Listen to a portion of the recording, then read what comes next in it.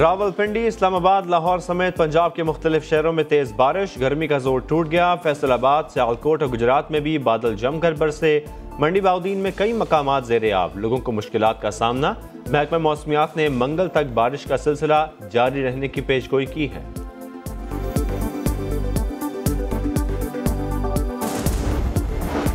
कराची वालों के लिए अच्छी खबर, आज से शहर में गैर एलानिया लोड शेडिंग नहीं होगी। वफाकी वजीर असद उमर ने बड़ी खुशखबरी सुना दी।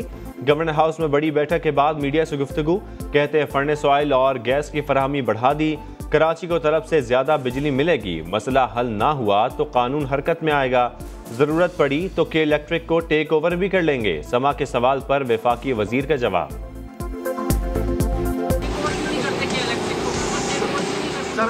सर अगर इसकी जरूरत पड़ी तो जरूर कर लेंगे। वो हम टेक ओवर करके करते हैं, हम इनसे काम करवा के करते हैं, वो हमारी जिम्मेदारी। कराची में डेयरी फार्मर माफिया फिर बेलगाम, दूध 10 रुपए महंगा कर दिया, 120 रुपए फी लीटर फरोख्त। सरकारी कीमत को घास ना डालने वालों ने अगले माह से मजीद 15 रुपए बढ़ाने का फैसला भी सुना दिया। शहरी कहते हैं किसके पास जाएं, कोई सुनने वाला नहीं। पहले तो हमें बताएं हमारे मुल्क में हुकूमत है तो कहाँ है, किसके पास है। दूसरी बात यह है कि अगर हुकूमत है तो किसी को बोलने वाला है कोई कि भाई दूध महंगा क्यों किया या सस्ता क्यों नहीं बेच रहे।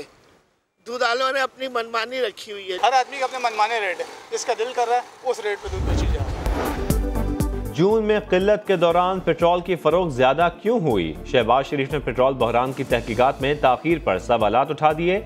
कहा हुकूमत के पास मुजरिमों को पकड़ने की जुर्रत ही नहीं। हुकूमती मिली भगत से कौम के अरबों रुपए लूट लिए गए।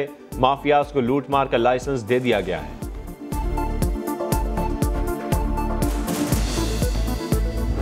हमने 2% का हमें कहा था कि मुझसे टैक्स कटेगा। वो जो टैक्स होता है वो होता है इनकम टैक्स।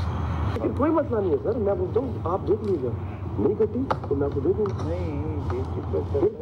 दो नहीं फिर 10% दूँगा। इश्तिहारात में कमीशन लेने का इल्ज़ाम, मुशीर इत्तलात खैबर पख्तूनख्वा बरतरफ। अजमल वजीर की मुबैना ऑडियो रिकॉर्डिंग सामने आ गई। महकमा इत्तलात का कलमदान मुआवन खुसूसी कामरान बंगश के सुपुर्द। मेरे खिलाफ साजिश हुई, मुख्तलिफ मीटिंग की ऑडियोज को एडिट करके पेश किया गया। अजमल वजीर की वजाहत सामने आ गई, बोले जिस चीज़ का मेरे पास इख्तियार ही नहीं उसका इल्ज़ाम लगा दिया गया। साजिश करने वालों को जल्द बेनकाब करूंगा।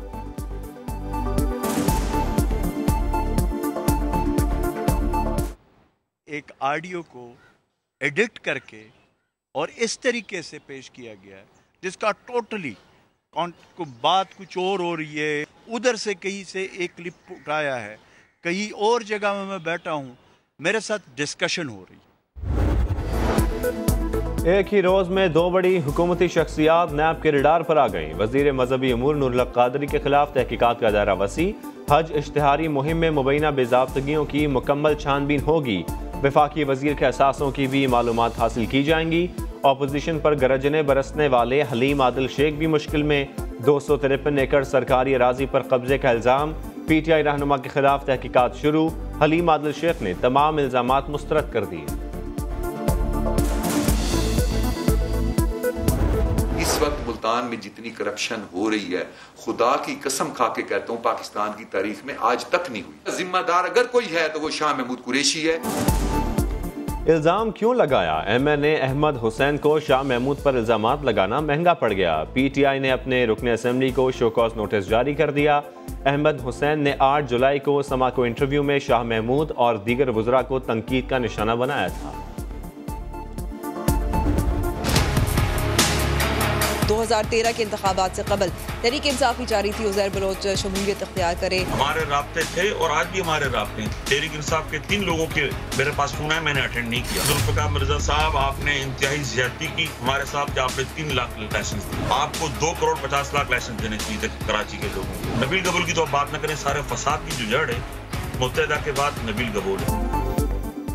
हबीब जान बलोच ने तहरीक इंसाफ के खिलाफ बड़े इंकशाफात कर दिए। कहा PTI को लियारी से हमने जितवाया, धरना भी हमने कामयाब करवाया।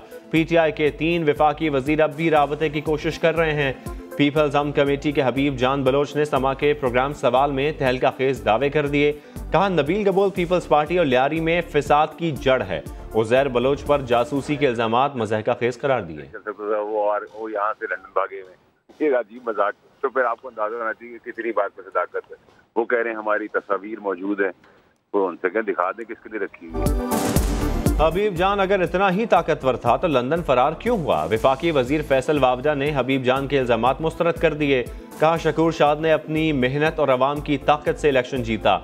नबील गबोल ने हबीब जान को जहनी मरीज करार दे दिया। बोले, इनकी बातों में कोई सदाकत नहीं। अमन कमेटी को खत्म करने में सबसे अहम किरदार मेरा था। तो ये जो कह रहा है फसाद की जड़ है, वो इसलिए कह रहा है कि इनके खात्मा करने में मेरा अहम किरदार था। ये लंदन भाग गया, जहनी मरीज भी है हबीब जान, और जिसकी बातों में कोई भी एविडेंस नहीं है। 2011 में उज़ैर बलोच से पहली बार फुटबॉल टूर्नामेंट में मुलाकात हुई। आसिफ जरदारी उज़ैर को नहीं जानते थे, नाम सुना होगा। पीपल्स पार्टी के रुकने कौमी असम्बली अब्दुल कादिर पटेल की प्रोग्राम न्यूज़ बीट में गुफ्तगू। कहते हैं, JIT की अहमियत तब होती है जब सबूत मिले। जब तक अदालत से साबित नहीं हो जाता, किसी को दहशतगर्द नहीं कहा जा सकता। अपोजिशन वाले इकट्ठे हुए हैं, उनकी बुनियादी मकसद यही है कि इमरान खान की ज़ात को निशाना बनाना, उस पे वो प्रेशर डालना जो कि वो कभी कबूल ही नहीं करता। ये डिस्क्रेडिट इस हद तक हो गए हैं कि इनका दोबारा आने का कोई चांस ही नहीं है। हम पाकिस्तान की नुमाइंदगी कर रहे हैं और ये करप्शन की नुमाइंदगी कर रहे हैं, तो ये दोनों इकट्ठे नहीं चल सकते। नून लीग और पीपल्स पार्टी अपने मफादात के लिए क्रिमिनल्स और माफियाज की सरपरस्ती करती रहे। पाकिस्तान और करप्शन साथ साथ नहीं चल सकते। ऑपोजिशन मुत्तहिद होकर वजीर आजम पर दबाव डालना चाहती है, लेकिन ऐसा नहीं होगा। वजीर इत्तलात शिबली फराज का दो टोक पैगाम। कहा, उन्हें डर है इस्लाहात आ गई तो ये सब जेल जाएंगे। लाहौर की सड़कों पर खूनी लुटेरे दंदनाने लगे। शालीमार के इलाके में दुकानदार को लूटने की कोशिश, मज़ाहमत पर नौजवान को मौत की नींद सुला दिया। एक डाकू गिरफ्तार। नशे की लत ने इंसानी जिंदगी का चिराग बुझा दिया। मंडी बाउदीन के इलाके शफकताबाद में नशे के लिए रकम ना मिलने पर शौहर ने छुरियों के वार करके बीवी को कत्ल कर दिया। मुलजिम फरार। पुलिस ने लाश पोस्टमार्टम के लिए अस्पताल मुंतकिल कर दी।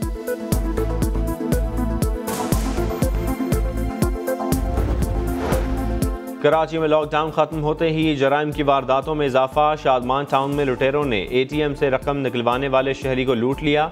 वारदात की CCTV फुटेज सामने आ गई। वाकया 8 जुलाई को पेश आया। पुलिस ताहाल मुल्ज़िमान का पता न लगा सकी।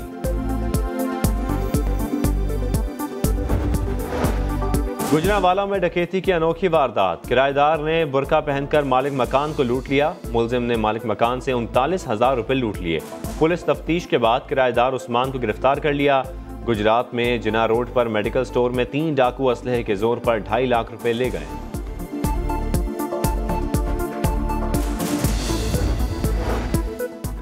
PCB की जानिब से मेरा एतराफ़ी लेटर मंजर-ए-आम पर लाना मज़हका खेज है। सलीम मलिक फट पड़े। कहा, लेटर पर सुभान अहमद और तफज्जुल रिजवी के कहने पर दस्तखत किए गए।